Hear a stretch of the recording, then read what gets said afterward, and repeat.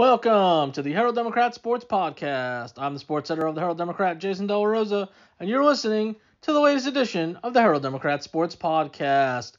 We are down to one team left. We have hit that point of the playoffs.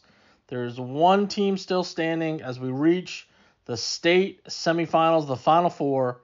Unfortunately, we went from 3-1, and we'll talk about the two teams that were eliminated last week. We'll talk about what's in store for the last team standing, all right here on the Herald Democrat Sports Podcast. We will talk about the teams that are no longer with us. We'll recap their seasons, and then we'll talk about the team that is still going. And the first team that we will talk about is the Whitesboro Bearcats, who were unable to avenge their loss to Brock in the district standings. After that game was 39-35, we had another close game. The final score may not look it as Brock beat Whitesboro 30-19, but I will tell you this game, and for those people that were there, they know this game came down to the final minutes. Whitesboro was ahead. They had a chance to avenge that loss, to avenge all the losses that they've had to Brock. They had the two last year, and unfortunately they got a second one this year as Brock rallies to win this game. It lived up to the hype that we thought it was going to be. Remembering going back to that district game some 7 weeks ago, where Whitesboro is driving at the end, has the ball. Matt Harper makes the scramble, last play of the game, 4th and long, gets to the goal line and just comes up inches short. We thought there was a chance that this game would live up to that hype. It can be very hard to live up to the hype in a rematch. But this game did. It was a defensive battle in the first half. It was only 12-7 at halftime. Whitesboro with the lead, and it looked like we were going to have that. It was not going to be the shootout that it was the last time. And again, we go into the fourth quarter. Whitesboro clinging to a 12-10 lead, and then we have it go back and forth there in the fourth quarter.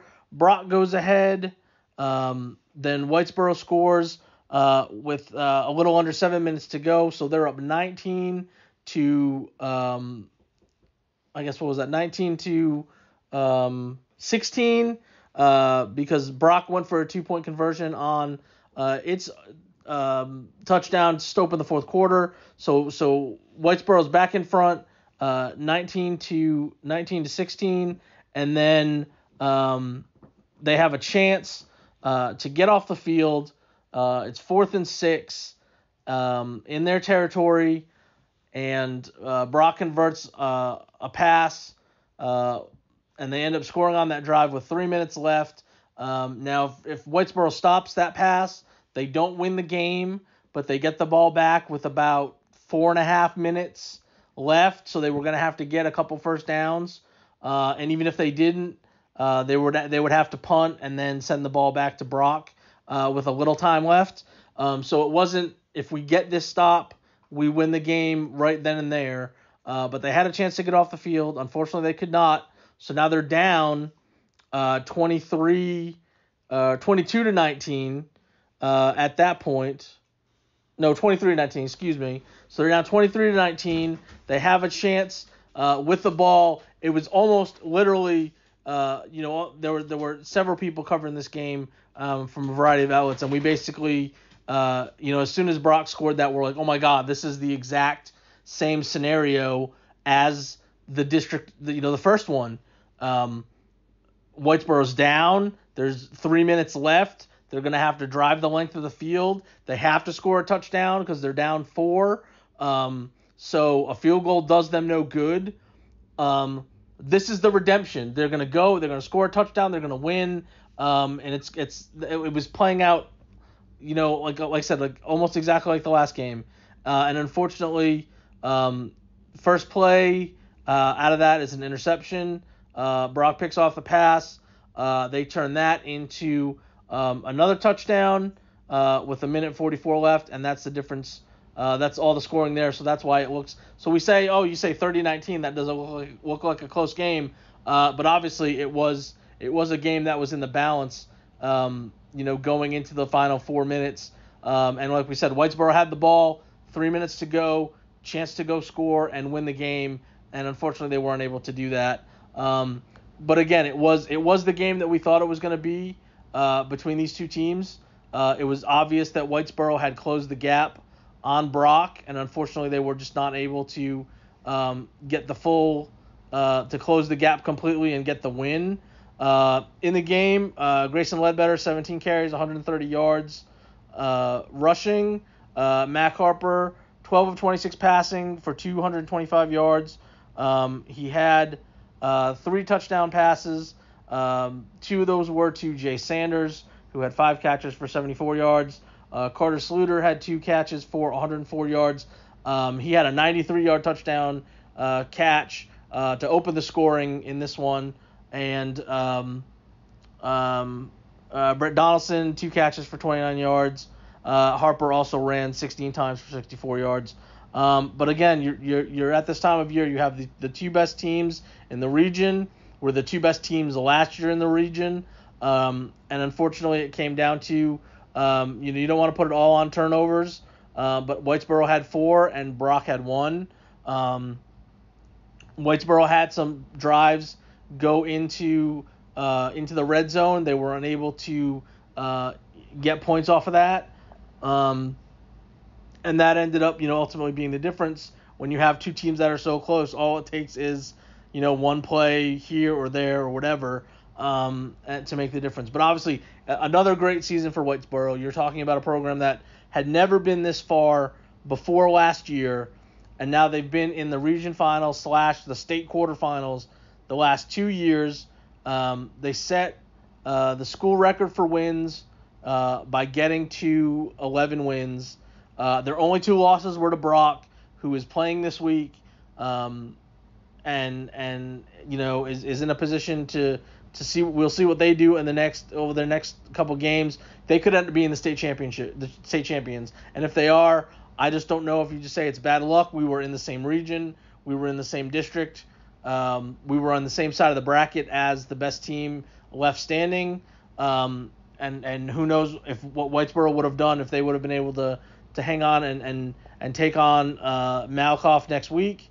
But it is what it is. Unfortunately, sometimes people block you in your region, in the semifinal. When you get out of your region, if you get to state, you run into the same teams. We can talk about that. We just saw this with Gunter Volleyball.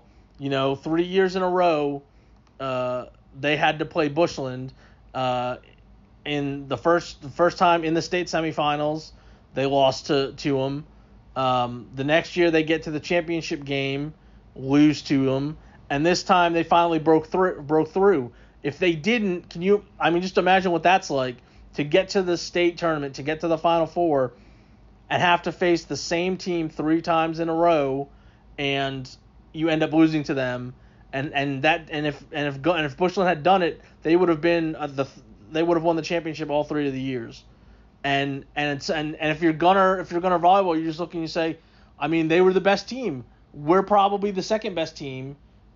And what can you do? Denison fans know. I know I'm dipping back into history because a lot of people these days are not familiar with this, but back in the mid 90s, the outside of winning the state championship in 1984, the best run that Denison had after that 2-year run, 84 and 85, was in the mid 90s, and each time Denison got to the championship game, and each time they lost to the same team in Lamarck.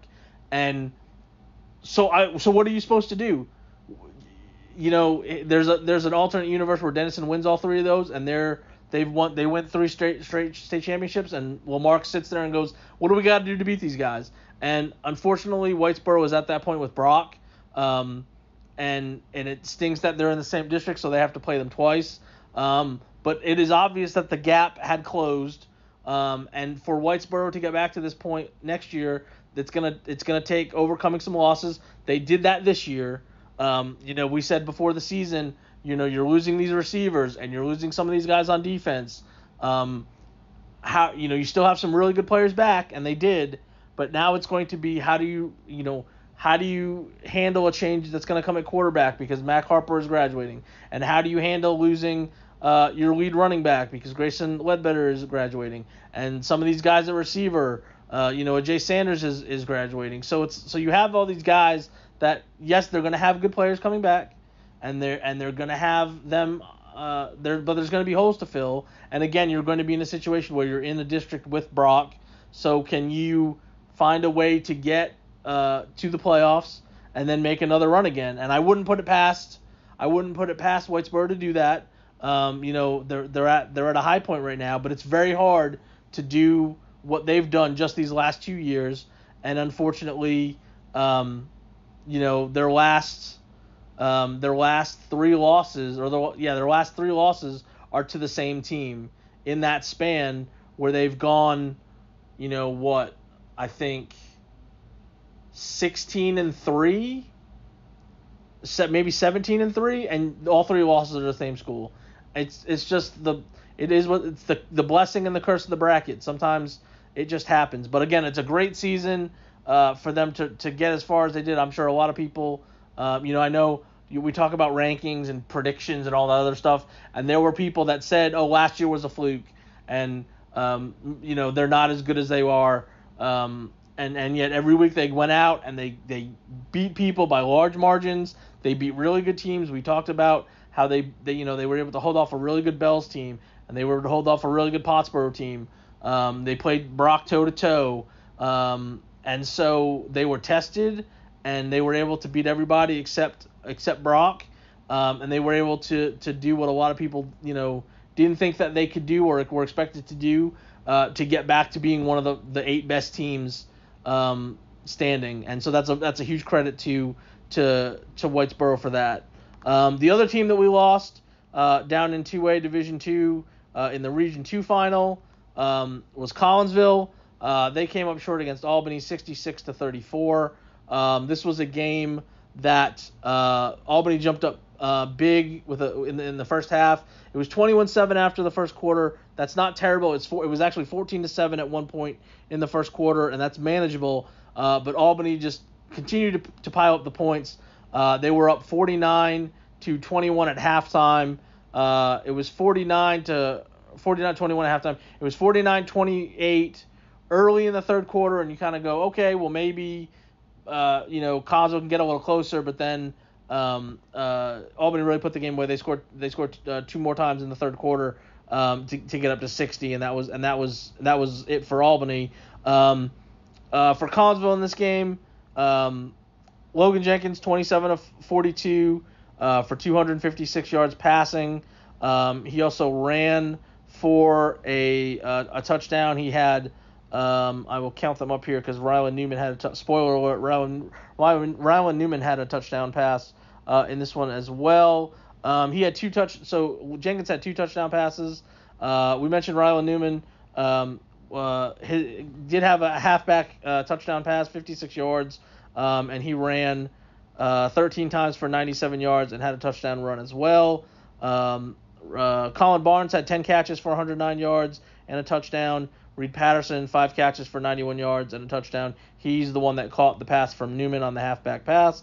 And Carter Scott, 6 catches for 52 yards and a touchdown as well. But unfortunately, they weren't able to keep pace with Albany. And we said going in, here's the difference. Albany was back in the region final. They were the defending region champion. They had the experience. Collinsville's doing this for the first time. How are they going to handle it? Can they weather some early stuff? They were unable to do that. And Albany's a really good team. It would not surprise me if they win the whole thing. They're that good. I think they're going to win. I think they're going to win their semifinal and at least get to the championship game next week. So I'm not surprised that Albany came out on top. I think the whole season for Collinsville, like we said, it was about building something, and I think they were a little bit ahead of schedule, and I think that maybe bodes well for next year, and to put together something like this again. Much like Whitesboro, we talked about, the parallels are so similar. You just have to give a lot of credit to these kids at Collinsville. They didn't make the playoffs last year. They came up short. basically all of them came back, and to do what they did, to win 12 games, to go undefeated in district.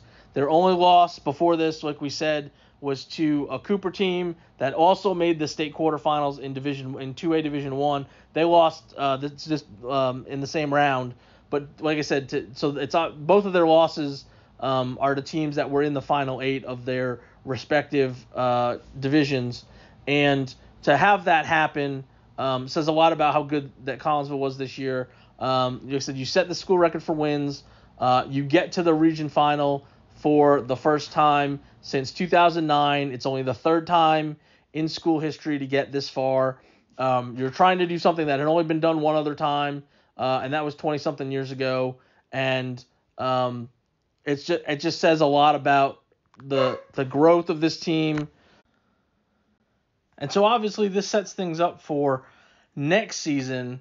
Like we said, the parallels with Whitesboro. So you get this far for the first time with a large junior class with guys at a lot of key positions, and now the pressure's on because much like Whitesboro last year, nobody saw that coming. A part of that was because they had injuries early and they lost some games, and it took till the middle of district for them to get healthy. This year's group with Collinsville, I think a lot of people thought they were a playoff team. They came close in D1, you drop down to D2, but then you go into that district, and Coach Patterson said it about, you get some of those wins early, and you start to get the kids to believe, and you beat a Tioga team that beat you last year right off the bat. You play some 3A teams. One that ends up being a playoff team in Blue Ridge, and you beat them. And so you have a little confidence going into that district. But again, there's teams in that district that are, they have talent. You're in a district with Munster, that sort of thing. You've got some teams that are perennial playoff qualifiers. So it's not a cakewalk. And they just continue to get better. They played Santo when Santo was ranked and undefeated and beat them. They turn around the next week and beat Munster, who's always, pretty good, always making pretty good runs. And it just kept continuing. So out of nowhere, but you get on people's radar. Now people know exactly what to expect of you. And like we said, they're going to have some spots to fill. You have guys that have been multiple year starters at a couple spots. Connor Ragsdale on defense. Nathan Bocanegra's been a 4-year starter at wide receiver. He led the team in catches this year. And you look at the roster and you go, okay, there's a couple guys here, a couple guys here. A guy like Tyler Fogel on the line. John Trevino at center. There are some spots that you're going to need to replace. Namely probably at the offensive line more than anywhere. But then you look and you say, well, you've got your quarterback back, you've got your running back back, you've got all those other receivers pretty much back, and you've got some guys on defense that are back. It's set up for you to do this again. And now the question is going to be for Collinsville, can you handle the pressure? Can you handle somebody saying you are the district favorite? You are a top.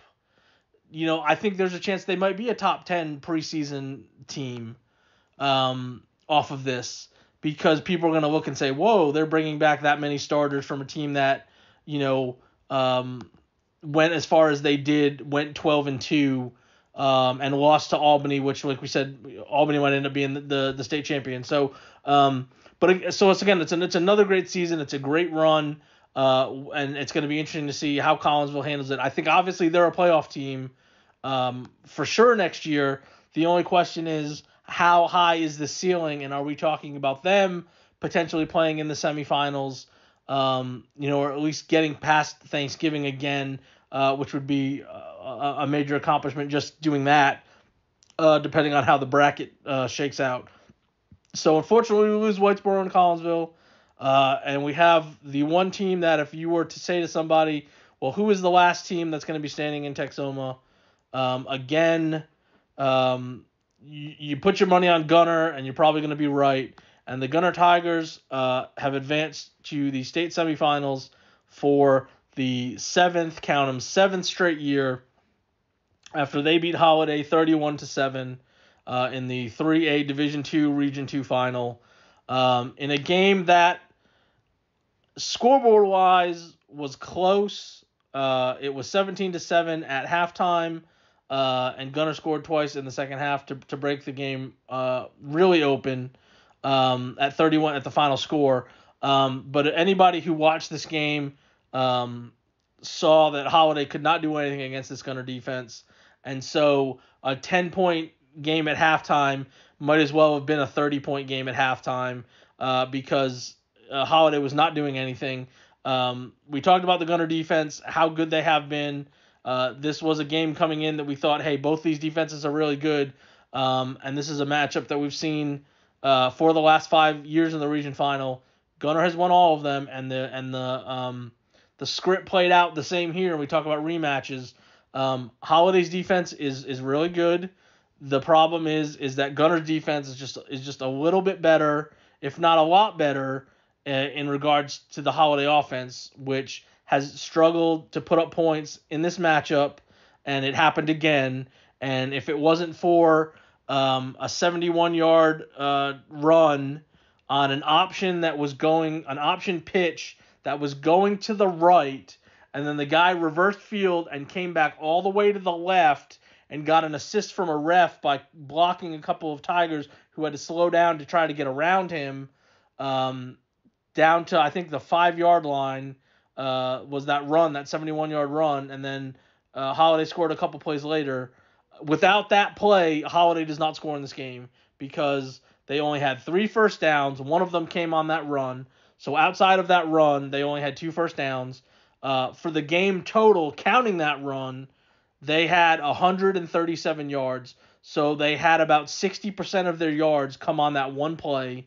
They ran the ball 33 times for 110 yards. You can't even say, well, they had a bunch of turnovers, whatever. No, it was legit stopping you from doing anything, and that was the game for Gunter's defense in a nutshell. I put it on Twitter. At JasonDelaRosa.com is the Twitter, so always make sure to follow that for everything. But I put the drive summary for Holiday against Gunter's defense, and it was very simply 3 and out, 3 and out, 3 and out. The touchdown off the help of that long run. 3 and out, 3 and out. An interception to end the half when they tried to throw a Hail Mary deep and Ethan Sloan picked it off. 3 and out, 3 and out. They got a first down and then went 3 and out, and then 3 and out and 3 and out. So it's 137 yards on 40 plays. They only had 28 yards the entire second half on 5 possessions. So that's not even 6 yards of possession. It was just a dominating performance. And so you never really felt that Gunter was threatened, even though, to give Holiday's defense credit, Gunter went for it twice on fourth down, in decent scoring position, that could have turned into touchdown drives. They stopped both of the 4th and shorts. They made plays there. Gunter really had to grind this game out. Ethan Sloan, 16 carries for 83 yards, and a touchdown. Walker Overman, 12 carries for 93 yards. One of those was a 50-yarder. So much like on the Holiday side, a lot of his stuff came on one play. That was a big play because it led to a touchdown. But he had 12 carries for 93 yards. He was 8 of 9 passing for 63 yards and a touchdown. That was a 17-yarder to Ivy Hellman. Luke Dodd had a touchdown pass to Cannon Lemberg for 39 yards. Lemberg ended up having 3 catches for 48 yards. Ashton Bennett added a touchdown run as well. He had 8 carries for 44 yards. And so Gunter does what Gunter does. They've won the region 7 years in a row. Take care of business once again, both sides of the ball. And so one rematch leads to another rematch. We've had a whole lot of rematches in these playoffs with our local teams. Unfortunately, we've got another one as Gunter plays Canadian in the state semifinals for 3A Division II. That game's going to be at 6 p.m. on Friday at Abilene Christian University. Gunter's 13-0 after that win against Holiday. Canadian comes in at 12-2. They won 45-10 against Wall. And in that game, Cameron Cavalier, the quarterback, he threw for 4 touchdowns and ran for a couple scores. And this was a game that was kind of like the Collinsville game in the first quarter. It was 7-3. Wall was kind of in it for that portion of the game, and then Canadian just kind of stepped on the gas, broke that game open at halftime. I think it was 35-3 was the halftime score, and they were able to kind of cruise from there. So they moved to 12-2 with that, and so here we are again, Gunter Canadian, Part 6, Volume 6, however you want to talk about it. They did not play last year, so this is the 6th time in 7 seasons. Lubbock Roosevelt was the Region 1 winner last year, and Gunter handled them rather easily at 47-12. So that ended the streak of this back and forth Canadian Gunter thing in the semifinals. But we're back on it, starting a new streak apparently, and it has been what you would expect of 2 really good to great teams. The programs have dominated their region, since 2016, since Gunter got on this run and has won 7 straight. Obviously, Canadian has won Region 1 6 of the 7 times.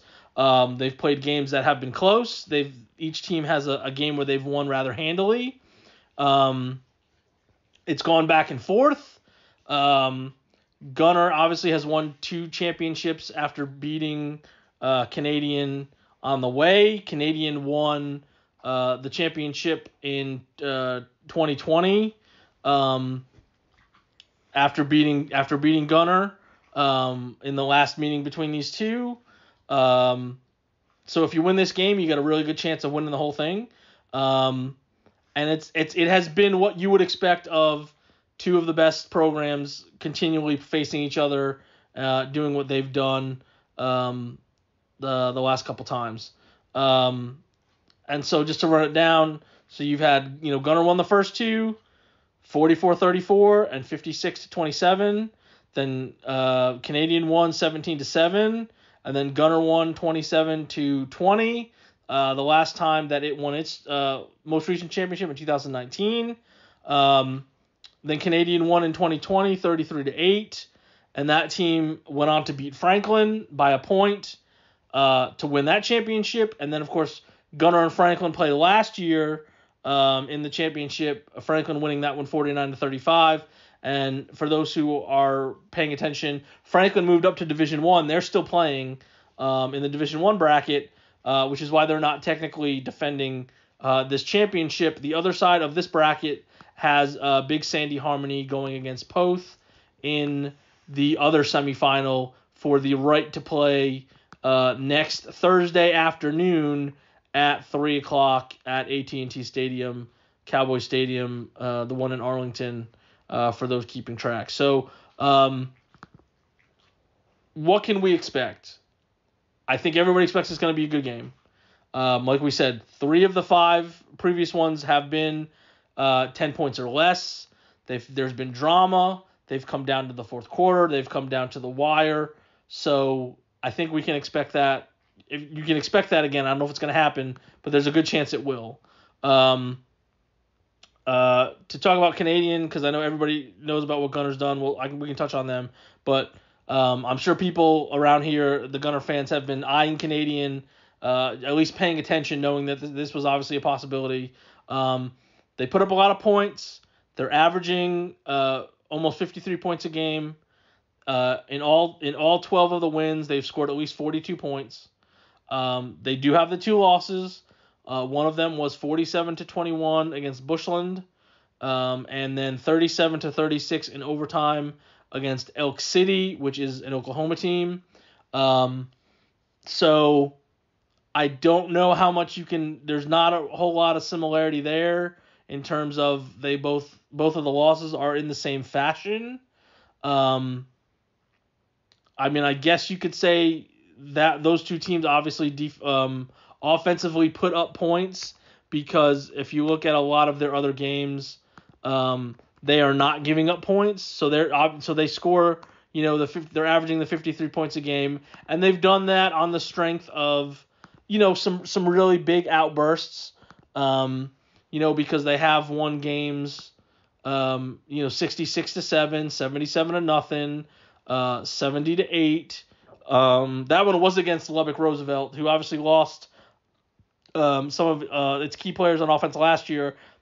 But I also think that was a little bit of a that was to open the playoffs, and I think that was a little bit of a hey, we're in charge of this region, just in case you forgot you had your one little year. But they've scored in the 60s a bunch, and so when you look at their wins and you look at the points allowed, I guess you can say they haven't let people score against them. The best score against them in a win, they beat Childress 63-28, and they beat Randall 56-21. Everything else that's a win is 14 points, 3 points, 13 points, 7, 0, 8, 14, 14, 10. That last stretch, since they beat Childress in the first week, I guess the first week of October, since then those games they've allowed 3, 13, 7, 0, 8, 14, 14, 10 on this since then. So they haven't allowed more than 2 touchdowns since the first week of October. So if there is a common element to the losses, is they gave up their 2 highest point totals were in the losses, 37 and 47. So there's that. Now you also have to, you look at that and you say, well, we've talked about this Gunter defense, and they haven't allowed more than 21 points the whole season. They're on a run where the second week of October, when they beat Howe and they won that game 54-21. Since then, they had a shutout, 7 points, 6 points, 7 points, and it could definitely be 5 straight shutouts, because the game against Jacksboro and the game against Palmer, they gave up those touchdowns literally in the last seconds. And like we talked about with this game with Holiday, without that 71-yard run, and I know you can't take away plays, but if you literally took away that play, Holiday does not score in that game, and we could be talking about 6 straight shutouts coming into this game. They had another shutout before that, the second game of the season. They had 2 other games where they held the opponent to single digits. Again, they played Brock. They held Brock to 16 points. That's saying something. They held Bells to 14 points. That's saying something for as good as Bells was. You want to talk about Brock. Brock got off to that 0-4 start. We talked about that obviously because they played Whitesboro. And Gunter was the last team to beat Brock. And since then, they've scored 55, 49, 39, 18, 74, 48, 48, 57, 51, and 30. And Gunter held them to 16. And the only other team to do that, to hold them to a lower total, was Pleasant Grove, who played in the region final against Carthage this last weekend, lost. So Gunter's defense is really good. We've highlighted that a million ways. So on the offset of it, it's, can the Gunter defense slow down the Canadian offense? And I think, I don't want to say there's a really good chance, but I think there's a chance. And I think you have a Gunter offense that has shown the ability to spread it around. One of the things that I think I'm going to look at this week as part of the preview is it's a little more spread out in terms of the production. I'm going to look at the numbers and kind of break it down. But I'm recording this before I do that, and so I'm just throwing that out there. It may not end up going that way, but there has not been as defined some of the lead roles per se that we have seen in some of these other Gunner teams, where it's been just one or two main guys or one or two or three main guys in the pecking order. It's been more spread out with this group, I think. And I'm gonna have to, and obviously I'll talk with Coach Fazell and we'll go over that sort of thing. But so I think that's what sort of has made Gunner interesting from an offensive perspective this year. Is it has not been as focused. Obviously they've had, the biggest question coming in the season was new quarterback, who's it going to be? And obviously Walker Overman has settled in that role, but Luke Dodd has had moments. The touchdown pass to Lemberg last week, it's only 17-7. Like we said, it's only 17-7. Gunner goes for it twice on those fourth and shorts. They don't get it. They put in Dodd, and I think it was the second play of his drive late in the third quarter. He hits Lemberg on the pass, and Lemberg makes a move at the left sideline, is able to get to the end zone. I think combined they don't have an interception on the season. Combined their numbers are really good from the quarterback spot, and you don't have that main guy in the receiving game that they had that they have had recently. Lemberg statistically is probably that guy, but then you look in a game like this and you see, four or five guys are targets or have catches or have multiple catches. You look at the offense from a running standpoint, and you have 4 or 5 guys who are the main guys. Everybody wants to look at stats and all that sort of stuff, and that's all well and good. But Gunner's played 12 games on the field because they had the forfeit to open the playoffs. They don't have a 1,000-yard rusher, and they've already played 12 games.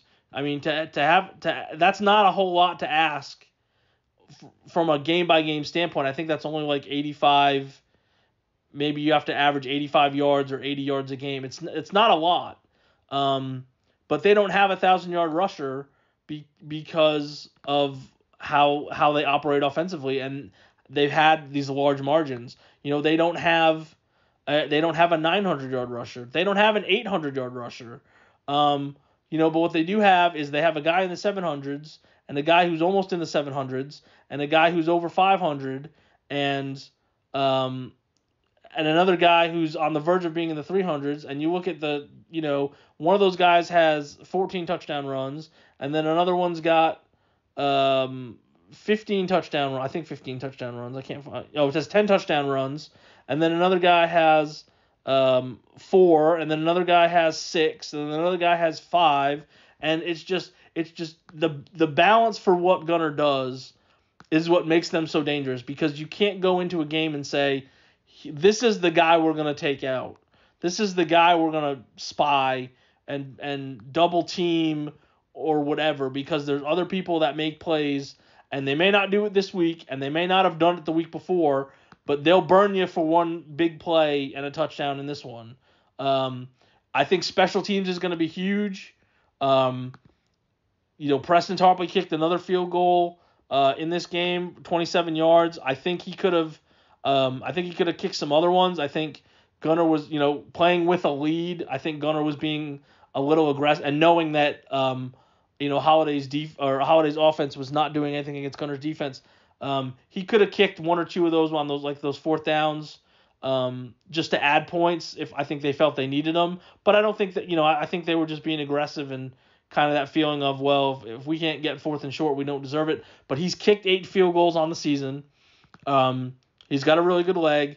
The return game for Gunner has been great, whether it's on kickoffs or on punts. Colin Peacock this last game against Holiday had 3 really good punt returns. I mean, and that's the stuff that, like I said, when you look at a box score, that's not something that's not going to show up. But as you're watching the game and you see, oh, he just had a 22-yard punt return that turned a possession that was going to be at the Gunner 42 to the inside the Holiday 40. That's a huge gap. It's hidden. Bill Parcells used to call it hidden yardage. And if you can get 100-yard difference in hidden yardage, most times you win that game. And that can be downing a punt at the 5-yard line instead of having it go into the end zone, which puts the ball at the 20. That's a 15-yard difference. You've got to make that team get that 15 yards. You return a punt 22 yards instead of fair catching it. Well, that's two first downs you didn't have to get. And Gunner's been really good. They had a streak. I think, was it 4 or 5 games in a row? They had a return to a special teams touchdown. And that's one of those things where when you want to everybody compares off this offense versus this defense, the odds are special teams could end up being a major factor when you have two teams that I think a lot of people think are that close in players and talent, in prestige, in experience. You have a bunch of kids that have played in this matchup. When they were sophomores, they were starters. Some of these kids were freshmen and contributed. 4 years ago, obviously last year they didn't play each other, but Gunner was in a region final. So you have kids that have been in this spot. You have kids that have played on games bigger than this. They're not going to be overwhelmed. The only other question we have is a weather. How does that end up playing a factor? We've had these games recently. Some games were played in really cold conditions. We obviously saw some weeks that have been affected by the rain. And so the only question is going to be what do we have this week as Abilene weather, since this is going to be a game obviously outside. Gunner didn't have to worry about that this last week playing inside in the Star.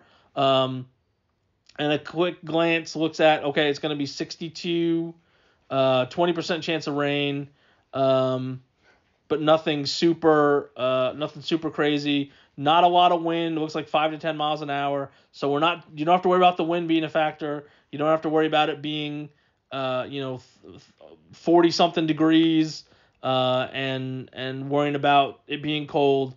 So we should have a pretty good conditions there. And it's going to be, whoever wins, it's the best team that is going to win. And at this point, we've seen this enough. We've seen both teams have success. I don't think this is a situation where if one team wins, we say, how did that happen? You have a team on the other side in Big Sandy Harmony that could be a team of destiny. They have 5 losses. They get off to a similar start like Brock, and they got really hot.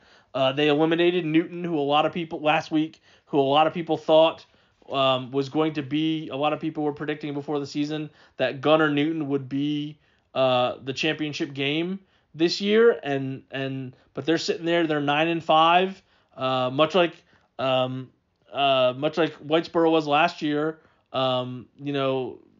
Coming off that, you look at the overall record and it's not what you thought it would be, but they're here.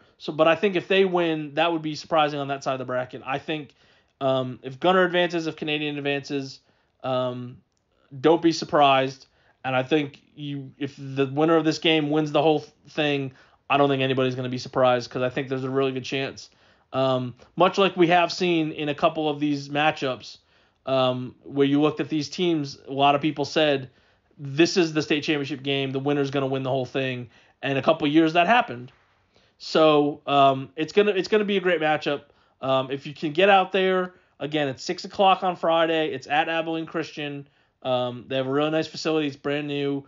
Obviously, Gunner's played there the last 2 years. They played Lubbock Roosevelt there, and they played Canadian the year before there. So this is the third straight region final that they've played there. If you can get out there, that's great. I'm sure. I don't know if Texas football is going to have it as one of the games that they're going to cover and put online. Obviously, you can listen to the Gunner radio guys and try to carry it there. obviously I'll be giving updates again on Twitter at Jason De La Rosa is the handle, and we'll see what happens. I think it's going to be a great game.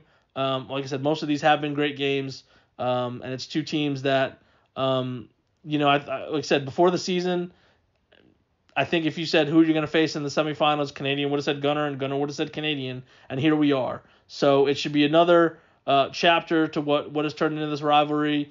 I would fully expect next year it's the same thing at this time, and then after that, who knows? Because obviously there's a good chance that Gunter's going to be moving up in the next realignment to Division 1, so we'll lose this rivalry because Canadians more towards the lower end enrollment-wise.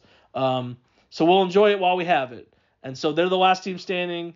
We'll do this for sure next week because we'll recap Gunter either way, and hopefully we are previewing a state championship game for Gunter, which would be their fifth appearance in 7 years if they get there. If they can pull this off against Canadians. So again, if you're going out there to Abilene, stay safe. It's gonna be a long road trip. Gonna be a late night. So be careful going to and from.